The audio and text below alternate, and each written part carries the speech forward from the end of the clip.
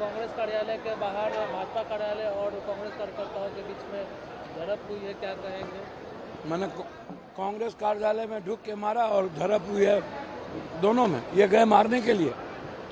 आप उम्मीद क्या करेंगे बीजेपी से? हिटलर, चंगेज खां, जार से भी क्रूरतम शासक है ये अटल जी का है। ये तो शुरू से नफरत और समाज और देश तोड़क पार्टी है। क्या नहीं जानता नरेंद्र भाई मोदी जी के बारे में, गुजरात के बारे में, अमित भाई के बारे में क्या नहीं जानते हैं लोग? और इस तरीके की चीजें हैं। रोपिएगा बबूल, खाइएगा खजूर। गोबर पर आप घी डालने से फायदा क्या है? गोबर की ही महक आएगी। आप इनसे और उम्मीद क्या करोगे, अपेक्षा क्या करोगे?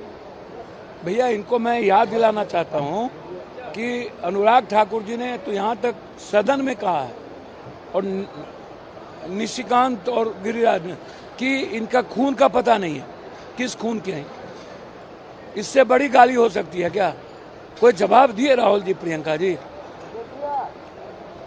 कितना अपमानित किया है सोनिया जी को, आज तक जलील किया है इस देश की बहू को, कोई जवाब दिया गया?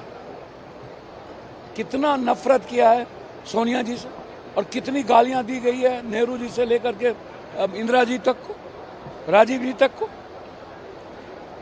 कभी जवाब दिया गया? आप याद करो ना, ब्लड नहीं है।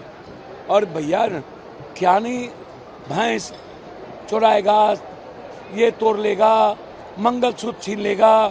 क्या नफरत पैदा नहीं करते देश के प्रधानमंत्री? एक छोटी, आप इधर से आज तक कोई बात आप बताओ ना। आपने प्लांट कर दिया एक कांग्रेस के मंच पर जहां राहुल गांधी जी नहीं है। राहुल गांधी जी के मुंह से तो आज तक कोई नफरत की भाषा नहीं निकली। हाँ भाई, समझ में नहीं आता हमको। तो एक प्लांट करके जब सब कुछ से थक गए, हार गए, अब लगता है कि जीत ही नहीं सकते। सच्चाई के रास्ते राहुल गांधी चल दिए, ईवीएम से नहीं जीतने वाले हैं। अब लगता है कि वोट चोरी नहीं कर पाएंगे, तो इन्होंने प्लांट कर दिया। चलो भाई, प्लांट करो, प्लांट करो, एक माहौल बिगाड़ो। तो जो जवाब तो कांग्रेस कल्चर है नहीं, टिट फॉर टैट।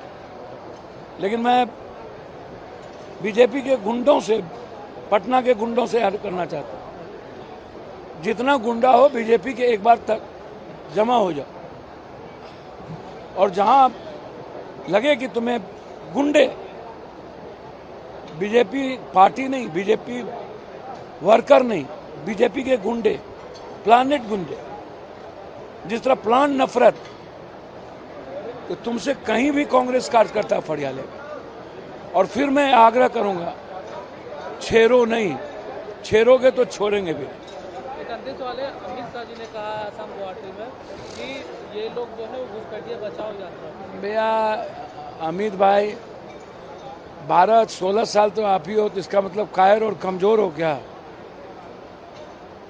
हाँ, आप ही तो हो 16 साल से। तो चुल्लू भर पानी में डूब के मर जाओ। और चुनाव आयोग कहता है 3 लाख विदेशी है, ये है, ये दोष कौन है, दोषी कौन है? तो देश सुरक्षित गृह मंत्री जी के हाथ में नहीं है, तो आप इस्तीफा दे दीजिए।